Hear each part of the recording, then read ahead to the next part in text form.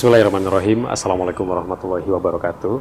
Alhamdulillahirabbil alamin. Wassalatu wassalamu ala sayyidina Muhammad wa ala alihi washabihi ajmain. Rabbi zidni ilma, Allahumma anfa'ni bima 'allamtani wa 'allimni ma yanfa'uni warzuqni ilman yanfa'uni. Dipancarkan dari Jalan Masjid Silaturahim nomor 36 Kalimanggis, Cibubur, Bekasi, Radio Silaturahim dan Rasil Visual untuk Islam yang satu. Ikhwan akhwat yang dirahmati Allah Subhanahu wa taala, dimanapun Anda yang dapat mendengarkan kami, Anda yang berada di daerah Batam, Malaysia, dan juga Singapura yang mendengarkan kami melalui Radio Sela FM, ataupun Anda yang berada di daerah Sukabumi dan sekitarnya yang mendengarkan kami melalui Radio Latansa FM, ataupun Anda yang berada di daerah Semarang yang mendengarkan kami melalui Radio Silaturahim Semarang, atau dimanapun Anda yang dapat mengakses siaran kami melalui www.radiosilaturahim.com. Saat ini saya Angga Aminuddin, senang sekali dapat kembali menyapa Anda Iwan Ahwat di waktu sahur kali ini. Dan tamu kita di waktu sahur ini di acara Sahur Bersama Tokoh adalah Bapak Kiai Haji Ahmad Syarifuddin Abdul Ghani MA. Beliau adalah Ketua Umum MUI Provinsi DKI Jakarta. Assalamualaikum warahmatullahi wabarakatuh. Waalaikumsalam warahmatullahi wabarakatuh. Apa kabarnya Pak Kiai? Alhamdulillah, Sehat ya? Alhamdulillah. Jadi sekarang Pak Kiai sudah masuk usia berapa Pak? Usianya sekitar kalau lahir tahun 57, jadi 61 ya? 61. Dan 61 tahun ya? Terlalu tua ya? Tapi kelihatan masih seger kok Pak Kiai. Kalau ada yang menyebut bahwa Ketua MUI Provinsi DKI sekarang itu ini ulamanya Betawi. Kenapa bisa dikatakan ulama Betawi? Emang Pak Kiai memang asli Betawi ya? Lahir di sini? Saya Betawi. Asli Betawi. Saya Betawi, lahir di sebuah perkampungan kecil. Namanya Basmol. Basmol. Mungkin orang banyak yang nggak tahu apa itu Basmol. Taunya Basmal, Bakso Malang Pak Kiai ya? Bakso Malang atau Basmalah. Oh, Basmalah. Di sana, di Basmol itu ada makam seorang ulama besar sebenarnya, yaitu Syekh Abdul Majid Betawi dari Pokojan, di mana beliau sebelum meninggal berwasiat secara tertulis dan lisan agar bisa dimakamkan di pemakaman Basmol. Iya, iya.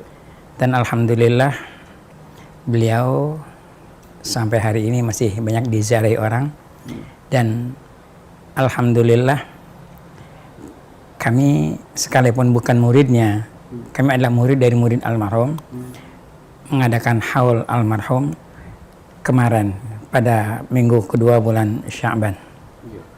Alhamdulillah. Karena jadi beliau awalnya sudah rutin ya? sudah rutin dilakukan oleh murid-murid beliau. Setelah beliau meninggal, sekarang udah gak ada muridnya. Maka saya sebagai cucu muridnya berupaya melestarikan itu agar orang lebih kenal dengan Kiai Abdul Majid. Baik, jadi terus menjaga tradisi. Insya Allah, alhamdulillah. Baik, Ikhwan Ahwat, sebenarnya siapa sosok Kiai Haji Ahmad Syarifuddin ini dan latar belakangnya seperti apa? Di acara ini Sahur Bersama Tokoh kita akan lebih dekat bersama beliau. Kalau saya searching di internet gitu ya, googling Pak Kiai lahir di Kembangan Utara, Jakarta Barat, 1 Juli 1957 dari pasangan Kiai Haji Abdul Ghani bin Zain dan juga Nyonya Alizah binti Abdullah dari Kedoya. Nah, ternyata ibunda dari Pak Kiai ini seorang ustazah. Betul begitu Pak Kiai? Bisa cerita masa kecilnya? Saya pikir ibu saya bukan ustazah. Cuma kebetulan beliau istri dari seorang kiai zaman itu, bukan seorang ustazah. Karena beliau nggak sempat menjadi ustazah, anaknya banyak, jadi nggak sempat menjadi ustazah. Ibu saya hanya sebagai ibu rumah tangga yang ngurus rumah tangga dan ngurusin anak, hanya kayak begitu. Saya sebenarnya nggak tahu persis bagaimana kehidupan orang tua saya, karena kedua orang tua saya meninggal saya masih kecil, sangat kecil. Bapak meninggal saya belum sekolah. Ibu meninggal pas saya tamat sekolah menengah ekonomi pertama. Jadi praktis saya ini nggak kenal banyak tentang orang tua saya. Berarti keluarga cukup banyak gitu ya? Pak Kiai anak keberapa? Kalau orang bertanya keluarga saya berapa, anak bapak saya berapa, saya malu nyebutnya. Kenapa Pak Kiai? Karena terlalu banyak. Terlalu banyak. Kalau orang bertanya, saudara ente berapa? Saya bilang saudara saya 2/11 masih ada pemain cadangannya. Subhanallah. Berapa tuh? Dua kesebelasan 22 dong. 22. Masih ada pemain cadangannya. Masih ada pemain cadangannya. Iya. Masya Allah. Dan saya anak bontot. Tapi dulu itu kan suatu kebanggaan kalau dulu Pak Kiai, gitu ya, anaknya banyak gitu ya. Iya, alhamdulillah. Sekarang saya rasakan betapa nyamannya kalau keluarga itu banyak. Iya. Nyaman. Karena mereka udah meninggal semua, tinggal satu, saya peninggalan warisannya. Tinggal satu, dia sudah yang banyak itu, saya rasakan nyaman gitu ya. Ponakan banyak. Apalagi anaknya keponakan. Apa namanya tuh? Anak keponakan. Iya. Udah masuk ke kayak cucu gitu ya. Cucu keponakan udah ada. Cucu keponakan saya udah ada. Iya. Karena saya memang bapak saya lahirnya saya nggak tahu tahun berapa beliau lahir, dan nggak ada catatan sejarahnya. Cuma yang jelas di rumahnya aja ada relief tahun 1901. Itu ketika beliau menempati rumah, barangkali bikin rumah. Lahirnya wallahu a'lam bishawab. Saya nggak tahu secara pasti kapan bapak saya lahir. Itulah orang dulu kayak begitu. Nggak pernah dicatat. Lahirnya bukan di bidan, jadi nggak ada catatannya. Gimana Pak Kiai Sarifuddin ini mengenyam pendidikan di sekolah rakyat dulu ya, di daerah Cengkareng. SD, udah SD. Udah SD. Udah SD. Bukan SD lagi. Sampai ke STP, SMEP. Iya. SMEP ini Sekolah Menengah Eken yang pertama. Oh, yang pertama. Lalu melanjutkan Ke Pondok Pesantren Anida Al-Islamiyah di Bekasi. Ke Muhajirin Amsal Dari. Lalu dari situ keluar Dari negeri. situ saya Saudi ya. mencoba mendaftar ke Madinah. Alhamdulillah dengan izin Allah saya bisa kuliah di Madinah. Dan saya karena waktu itu sekolah saya belum terakreditasi untuk Jamiah Madinah, maka saya harus menempuh kelas 3 SMA dulu di sana. Hanya setengah tahun, bahkan kurang dari setengah tahun. Setelah itu saya mencoba memilih Fakultas Ilmu Hadis. Waktu itu latar belakangnya apa Pak Kiai mau kok sekolahnya melanjutkan di Madinah? Saya kan di pesantren. Saya di pesantren. Di pesantren udah sering mendapatkan pelajaran-pelajaran agama. Iya. Jadi saya pikir ke Madinah suatu jalan yang tepat untuk saya melanjutkan studi saya. Kan waktu itu banyak pilihan ya, ada Mesir, Al-Azhar, Iya. ada Madinah. Beda ya. Saya orang tua saya nggak ada. Kenapa saya pilih Madinah? Salah satu alasannya adalah pertama Madinah itu menurut saya lebih baik. Kedua, kita bisa lebih dekat dengan Rasulullah setiap saat. Ketiga, ini yang penting nih, orang tua saya nggak ada. Kalau ke Mesir, orang tua saya sebagai ngongkosin ke Mesir. Maka di Madinah kan mendapat beasiswa dan cukup alhamdulillah. Waktu pas masa itu pengalamannya apa yang bisa diceritakan Pak Kiai? Waktu pas belajar di Madinah, waktu itu banyak nggak sih pelajar-pelajar Indonesia? Waktu saya di sana itu baru sekitar lebih kurang 70 orang Indonesia. Sekarang kemungkinan satu periode aja bisa 200. Sekarang ya? Iya. Dulu cuma lebih kurang 70 orang saja. Berarti kan itu di tahun sekitar tahun 70-an ya? 70, 80-an. Iya. Waktu itu ada ulama siapa Pak Kiai yang menjadikan panutan di Madinah? Iya. Ada Syekh Abbad. Dia pernah menjabat sebagai rektor di Jamiah Islamiyah Madinah. Banyak ulama-ulama seperti Dr. Mahmud Ahmad Mira, dia orang Syria. Dr.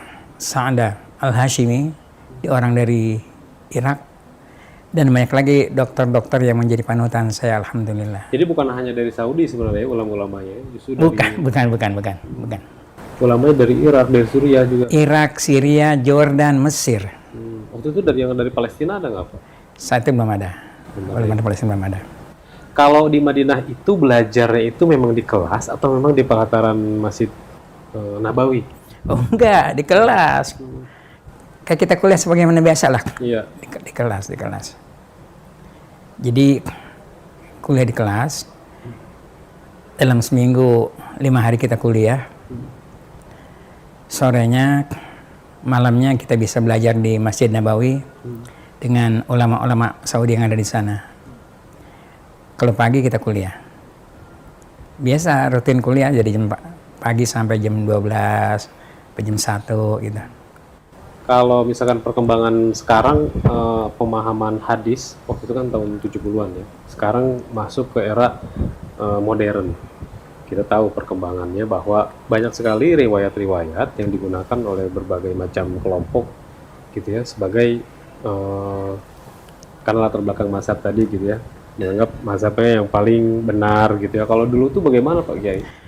Kalau ulama hadis dia tidak terikat dengan mazhab. Tidak ada ulama hadis yang terikat dengan mazhab. Ada orang bilang kayak begini, Imam Tirmidzi, ada yang bilang Syafi'i, ada yang bilang Hambali. Sebenarnya saya pikir ulama-ulama hadis tidak terikat dengan mazhab. Mereka mengamalkan hadis yang beragam. Setelah mereka tarjih, mana yang lebih kuat itu yang mereka amalkan. Jadi ulama hadis jarang yang terikat dengan mazhab, jarang sekali. Mereka adalah ulama hadis yang mengamalkan ajaran-ajaran Nabi melalui hadis itu sendiri. Cuma yang sangat saya sayangkan sekarang nih Ustadz nih, banyak dikhawatirkan hadis-hadis palsu berkeliaran. Ini kita khawatirkan. Karena orang kan tidak boleh meriwayatkan hadis palsu, apalagi mengamalkannya. Meriwayatkan nggak boleh. Tapi barangkali kita lihat bulan kemarin, bulan Rajab, itu di WA, di medsos berkeliaran hadis-hadis palsu. Yang itu sebenarnya meriwayatkannya aja nggak boleh, apalagi mengamalkannya. Karena bisa kita maklumilah bahwasanya keterbatasan orang tentang ilmu hadis, sehingga mereka ada berita dianggap hadis lalu disampaikan dianggap sebuah hadis. Ini sebuah kekeliruan sebenarnya. Ya Iwanot, Pak Kiai melanjutkan kuliah S1 di Islamic University Madinah, jurusan hadis, lalu S2 juga di universitas yang sama. Iya. Kalau S2-nya ngambil berarti hadis juga? Hadis juga. Hadis juga. Kalau ingin memahami hadis itu bagi masyarakat awam supaya kita tidak tertipu dengan hadis yang dhaif itu bagaimana Pak Kiai? Ini banyak instrumennya. Banyak buku-buku yang harus kita baca. Sebab tanda hadis sahih itu ada, hasan juga ada, selain itu dhaif. Masih mending kalau dhaif. Kalau sudah sampai ke taraf maudhu, pemalsuan hadis, ini yang barangkali sangat berbahaya. Orang anggap sebuah ungkapan dari Nabi, sebenarnya Nabi nggak ngomong kayak begitu. Ini yang sangat berbahaya, sangat berbahaya. Dhaif masih mendingan dikit. Mendingan dikit, dhaif itu masih mendingan dikit. Artinya hadis itu masih ada kemungkinan dari Nabi, tapi kemungkinannya kecil. Kemungkinan kecil. Bahkan kemungkinan 20%, 25% kemungkinannya. Kemungkinan lain itu bohong. Kalau palsu udah pasti bukan dari Nabi. Ini udah jelas nggak boleh kita mengamalkan hadis yang palsu kayak begitu. Bahkan meriwayatkannya nggak boleh. Kata Nabi, man rawa anni haditsan yaraw annahu kadzibun fahuwa hadul kadzabin. Yang meriwayatkan hadis dan dia tahu itu bohong, maka dia pun pembohong. Hanya meriwayatkan, itu dianggap pembohong. Ini saya katakan bahwasanya sangat disayangkan hadis palsu ini kok banyak berkembang di kalangan masyarakat. Ini yang kita khawatirkan sekali. Maka saya syukur kepada Allah. Allah tunjukkan saya masuk fakultas hadis. Sekalipun nggak jadi muhaddits, nggak jadi ya.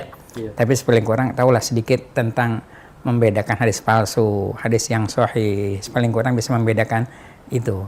Sekalipun saya bukan muhaddits. Syarat menjadi seorang muhaddits itu sebenarnya apa Pak? Banyak. Dia mengetahui ilmu mustalah hadis. Ada ilmu tabaqat namanya. Tabaqat itu adalah orang ini generasi keberapa, lahir tahun berapa, wafat tahun berapa. Dia harus tahu tuh. Harus tahu. Yang paling susah adalah mengenal ilat hadis. Itu yang paling susah. Iya. Itu yang paling susah. Dan ini kenapa saya katakan susah? Karena ilat itu adalah sebuah cacat nih, secara istilah. Cacat dalam hadis yang sebenarnya kelihatan nggak cacat, tapi sebenarnya cacat.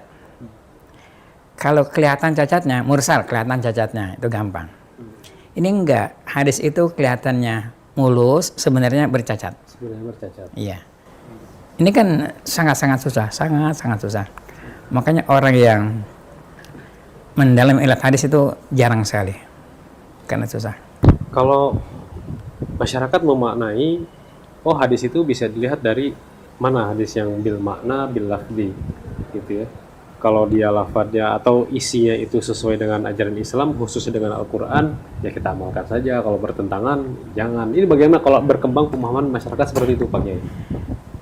Kalau dia amal Al-Quran nggak apa-apa, hadis ya nggak bisa. Apakah boleh orang riwayat dengan lafaz atau dengan makna? Ada sebuah hadis yang kayak begini, yang terkesan tidak boleh riwayat dengan makna, sekalipun maknanya benar, lafaznya beda. Ada sebuah hadis Nabi mengatakan bahwasanya orang kalau sebelum tidur berbaring di kanannya di bawah, dia berdoa. Apa doanya?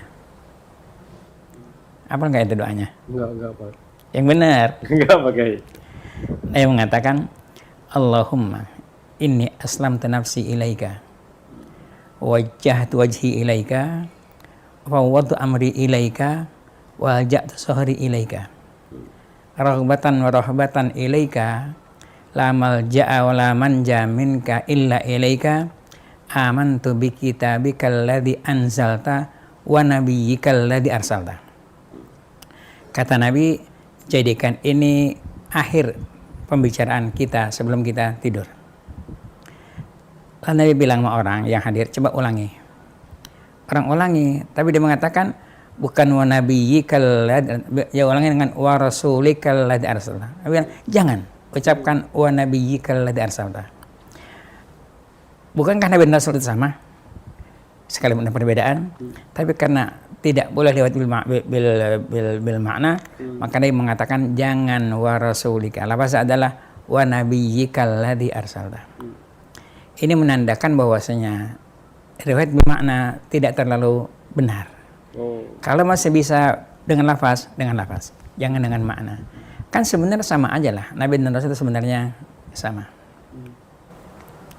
Jadi ada keutamaan tersendiri ya yang kita riwayat bil makna bil lafaz. Iya.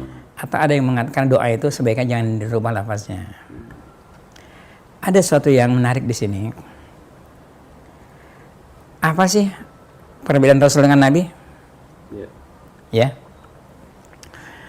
Waktu saya masih sekolah, tingkat dasar, menengah, itu ada yang membedakan Nabi dan Rasul dengan kata-kata kayak begini. Nabi dan Rasul adalah manusia yang mendapatkan wahyu, kayak begitu.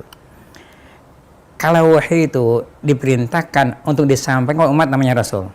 Kalau enggak, namanya Nabi. Ini saya katakan di rata-rata di buku-buku pelajaran begitu. Iya. Apakah benar kayak begitu? Memang keterangannya yang sebenarnya gimana Pak Kiai? Sekarang kita pertanyakan. Jadi kata-katanya adalah kalau tidak diperintahkan, ada sama namanya Nabi. Berarti Nabi nggak diperintahkan menyampaikan, kan kayak begitu ya? Iya. Apakah benar Nabi nggak diperintahkan menyampaikan? Ini jadi masalah. Iya. Kenapa bermasalah? Banyak hal yang harus kita tinjau. Kalau Allah mengutus Nabi untuk diri sendiri, nggak untuk disampaikan, ini seng-seng ongkos ini. Ongkos. Iya. Malaikat Jibril turun, bawa buat seorang doang gitu, seorang doang nggak wajib disampaikan. Kan seng-seng ongkos. Masa malaikat turun hanya untuk satu orang saja, nggak untuk orang lain? Gitu ya. Yang kedua, Nabi dan ulama mana lebih tinggi pangkatnya? Nabi. Ulama wajib menyampaikan. Nabi enggak. Apalagi? Nggak masuk akal karena Nabi nggak wajib menyampaikan, nggak masuk akal. Ulama aja wajib menyampaikan ilmunya. Kitman ilmu itu nggak boleh. Kalau ulama wajib menyampaikan, masa Nabi nggak wajib menyampaikan? Gimana ceritanya kok kayak begini? Ya, itu dua. Yang ketiga, Allah mengatakan wa yaqtulunal anbiya bighairi haq. Banyak orang membunuh para nabi tanpa hak. Kenapa Nabi dibunuh? Dia nyampein. Kalau dia nggak nyampe, benar sendiri nggak bakal dibunuh orang. Masih ingat lihat Eden? Dia dilarang menyampaikan. Dia Dia ngaku jadi Nabi sendiri, nggak ngapa-ngapa, lu sendiri doang, jangan ngajak-ngajak orang. Kalau Nabi dibunuh karena Nabi berdakwah, menyampaikan ajaran kepada orang lain. Nah, orang nggak suka, maka dibunuhlah Nabi. Jadi kalau dikatakan Nabi adalah orang mendapatkan wahyu untuk dirinya sendiri, tidak wajib disampaikan. Saya katakan, kenapa sih orang nggak ada yang protes sama dosennya, nggak ada yang protes sama gurunya? Padahal itu tidak tepat ya. Ya coba kamu ente tepat gimana? Iya. Apalagi tadi udah ada 3 alasan itu sebenarnya. Oh iya. Masa Nabi nggak wajib nyampein? Jadi saya katakan, sayang ongkos. Allah mengirimkan Jibril untuk orang satu gitu. Subhanallah. Lalu Nabi dibunuh. Nabi dengan ulama aja masih tinggian Nabi pangkatnya. Ulama wajib menyampaikan. Kenapa Nabi nggak wajib menyampaikan? Ini kan masalah ya, masalah. Iya. Oke. Tapi jangan ditanya perbedaannya sekarang. Nanti insya Allah di waktu ngaji. Jangan sekarang. Baik. Itu sedikit ilmu tadi Iwan Ahwat. Dan Pak Kiai ini kalau pengalaman kerjanya sudah pernah di mana saja Pak Kiai sejak pulang dari Madinah nih? Saya sampai sekarang jadi dosen di Bekasi. Dan saya punya pesantren di rumah. Dan saya pernah jadi syuriah PWNU DKI. Dan sekarang jadi ketua umum MUI DKI. Pekerjaan pengabdian, bukan pekerjaan yang mengharapkan gaji. Nggak ada gajinya. Kenapa Pak Kiai kok pekerjaan mengabdi kepada umat Islam kan begitu gitu ya, tidak mencari pekerjaan yang memang untuk yang membangun gitu, bagaimana? Membangun apa maksudnya? Ya mencari kekayaan gitu kan, kerja di tempat-tempat prestisius gitu. Rezeki dari Allah. Dari Allah. Pernah saya dulu jadi dosen di IAIN waktu itu, tapi saya resign karena ya beberapa hal yang harus saya resign. Pernah jadi dosen di IAIN waktu itu, belum UIN, masih IAIN. Gitu pulang. Sekarang lebih nyaman ngurusin pesantren. Kita nyaman dengan anak-anak, dengan santri, lebih nyaman dengan kayak begitu. Pokoknya dunia pendidikan dan dakwah. Insya Allah. Tantangannya apa Pak Kiai? Selama Pak Kiai ini terjun di dunia dakwah, terjun di dunia pendidikan, pernah nggak merasa galau atau pernah merasa stres? Saya terus terang, saya bukan orang yang mempelajari masalah dakwah dan ceramah. Saya jarang sekali antum mendengar untuk saya ceramah. Karena saya tidak mau menjadikan diri saya sebagai seorang penceramah. Biarlah orang lain aja. Jadi saya barangkali pemirsa juga belum pernah tahu lah di mana saya ceramah. Saya nggak pernah ceramah. Untuk ngaji, oke. Ngaji oke. Saya jadwal pengajian memang cukup lah gitu, cukup. Tapi kalau ceramah, mohon maaf. Bahkan khutbah Jumat, saya nggak pernah khutbah Jumat kemana-mana. Nah, Pak Kiai, ada sekarang pemahaman masyarakat bahwa sebuah keputusan, sebuah fatwa yang lahir dari usul fikih itu ternyata ada masalah yang cukup dibahas oleh ulama saja, tapi ada masalah yang bisa dibahas oleh masyarakat awam.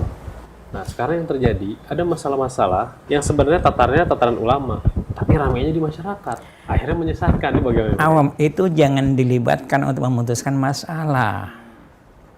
Orang awam itu artinya, orang kayak saya akan awam nih, itu jangan dilibatkan untuk memutuskan masalah. Nanti keputusan akan salah. Maka serahkan urusan kepada ahlinya. Masalah apapun ketika akan diputuskan, seperti di MUI umpamanya. Ada komisi fatwa. Jadi ada masalah-masalah yang ingin mereka kehendaki, sampaikan ke MUI. Nanti MUI mengutus, mendelegasikan kepada komisi fatwa untuk membahas ini.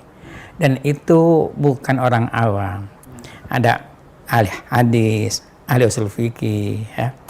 Bahkan macam-macam orang yang bekerja di bidang itu untuk memutuskan masalah. Dulu bahkan ada dokter, ada pengacara yang kita mintakan pendapatnya untuk memutuskan masalah ini.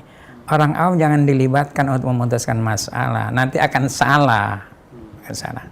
Jangan sampai nanti kata Nabi kan mengatakan bahwasanya innallaha la yaqbidul ilman tisa'an yantazi'u min ibadihi walakin yaqbidul ilma qabdul ulama.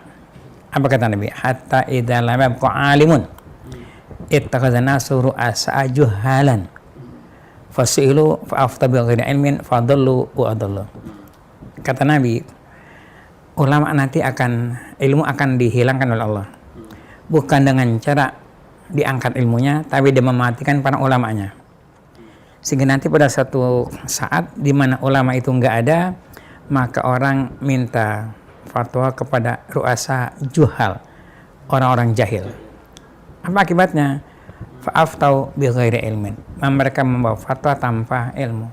Fadallu wa adallu. Sesat dan menyesatkan. Maka orang awam saya pikir bukan wilayah mereka untuk menyampaikan sebuah fatwa. Fatwa harus seorang mufti, seorang ulama yang kompeten dalam hal ilmu tersebut. Nah, Pak Kiai, beredar di pemahaman masyarakat juga bahwa salah satu penyebab tidak bersatunya itu menggunakan riwayat-riwayat yang berbeda-beda. Berawal dari hadis-hadis, pemahamannya beda, akhirnya jalannya beda, akhirnya nggak mau bersatu gitu. Setuju dengan pendapat ini yang salah. Pemahaman berbeda nggak apa-apa, karena memang teksnya sama, kadang pemahaman berbeda. Teksnya sama, seperti gini. Hanya perbedaan bacaan aja akan berbeda pemahamannya. Seperti gini. Tentang hewan yang kalau kita sembelih ada anaknya di dalam perutnya. Iya. Ada janin. Ada janin. Apakah janin itu harus disembelih? Sekarang kalau kita motong kambing umpamanya, dibelah, ada janinnya, udah bentuk janin, udah mati, boleh nggak dimakan tuh? Hukumnya saya nggak tahu Pak Kiai. Untuk masalah ini, hadis kayak begini. Zakatul janin, zakatu ummihi. Kalau yang baca zakatu ummihi, ini artinya apa?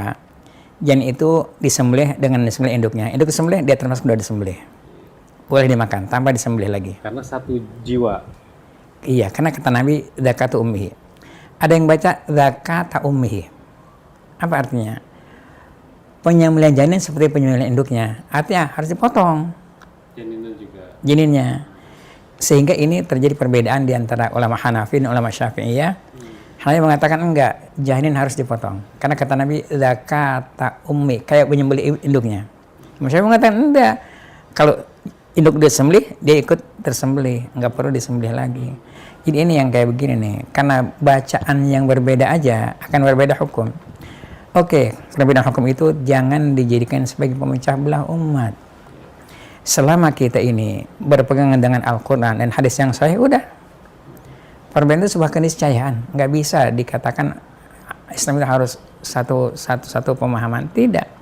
Allah berikan kemampuan orang untuk memahami Al-Quran, memahami hadis. Silakan. Orang kayak begini amalkan. Yang nggak boleh mencaci maki pendapat yang berbeda, itu yang nggak boleh. Ini akan menjadikan Islam menjadi terpecah.